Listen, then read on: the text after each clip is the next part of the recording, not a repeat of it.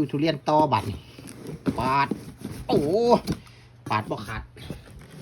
ปาดต้องนี่ปาดต้องชุบโอ้มา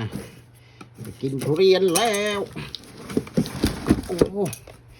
ไม่เห็นไว้ดีแท้เนาะวัดเบิ่งดูโอ้โหลูกใหญ่มากโอ้โหว้าวลูกใหญ่มากเลยครับพี่น้องแล้วก็3 หน่วยจ้ะนี่1 หน่วยแล้วก็นี่อีก1 หน่วยโอ้นี่ครับ1 หน่วยแล้วก็นี่อีก1 หน่วยนี่ทุเรียนหมอนทองครับพี่น้องแซ่